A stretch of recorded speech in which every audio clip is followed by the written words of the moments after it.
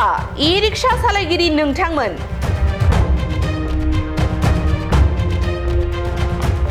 बे खेबाव फोसावदों ई-रिक्शा सालायगिरिफोरनि थाखाय गोदान नेम।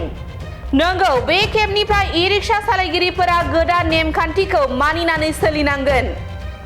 नांगौनि बारा दावबायारिफोरखौ बे खेबनिफ्राय ई-रिक्शायाव दिखोनो मोननाय नङा। सालायगिरिया गावनि साखाथियाव गुबुन रावखौबो जिरायहोनो मोननाय नङा।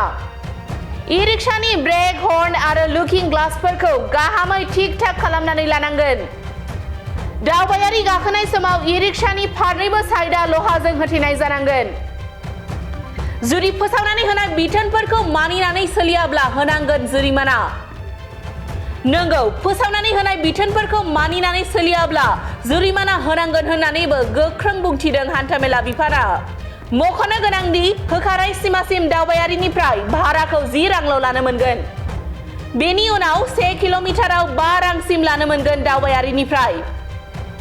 बे खेबाव गंसे ई-रिक्शायाव गासै 7 दावबायारिखौ दिखोनो मोनगोन। बे गोख्रों नेमफोरखौ फोसावनानै होदों नगाव जिल्लायाव। नंगौ, बे फोसावनानै होनाय नेमफोरखौ मानिनानै सोलियाब्ला नगाव जिल्ला हान्थामेला बिफाना जुरिमाना लानो फोसावदों। बेखौ नोजोर होनानै नैबे रादाबनि गेजेरजों बड'लेण्ड रादाबा बिटिआर ओनसोलावबो सांग्रांथि होदों। नंगौ, थाबैनो बिटिआर ओनसोलावबो ई-रिक्शा सालायगिरिफोरनि थाखाय गोदान नेमखौ फोसावनो हागौ। बेनिखायनो बिटिआर ओनसोलनि ई-रिक्शा सालायगिरि नोंथांमोनहाबो सांग्रां जानाया गोनां।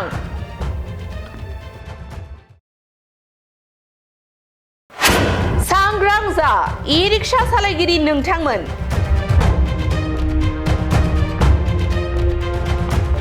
बे खेबाव फोसावदों ई-रिक्शा सालायगिरिफोरनि थाखाय गोदान नेम।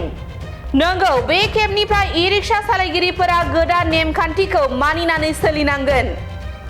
नांगौनि बारा दावबायारिफोरखौ बे खेबनिफ्राय ई-रिक्शायाव दिखोनो मोननाय नङा।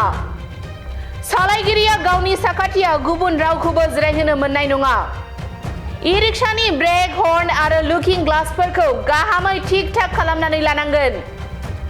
दावबायारि गाखोनाय समाव ई-रिक्शानि फारनैबो साइडआ लहाजों होथेनाय जानांगोन। जुदि फोसावनानै होनाय बिथोनफोरखौ मानिनानै सोलियाब्ला होनांगोन जुरिमाना।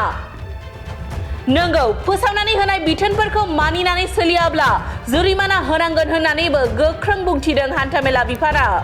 मख'नो गोनांदि होखानाय सिमासिम दावबायारिनिफ्राय भाराखौ 10 रांल' लानो मोनगोन। बेनि उनाव 1 किल'मिटाराव 5 रांसिम लानो मोनगोन दावबायारिनिफ्राय। बे खेबाव गंसे ई-रिक्शायाव गासै 7 दावबायारिखौ दिखोनो मोनगोन। बे गोख्रों नेमफोरखौ फोसावनानै होदों नगाव जिल्लायाव। नंगौ, बे फोसावनानै होनाय नेमफोरखौ मानिनानै सोलियाब्ला नगाव जिल्ला हान्थामेला बिफाना जुरिमाना लानो फोसावदों। बेखौ नोजोर होनानै नैबे रादाबनि गेजेरजों बड'लेण्ड रादाबा बिटिआर ओनसोलावबो सांग्रांथि होदों। नंगौ, थाबैनो बिटिआर ओनसोलावबो ई-रिक्शा सालायगिरिफोरनि थाखाय गोदान नेमखौ फोसावनो हागौ। बेनिखायनो बिटिआर ओनसोलनि ई-रिक्शा सालायगिरि नोंथांमोनहाबो सांग्रां जानाया गोनां।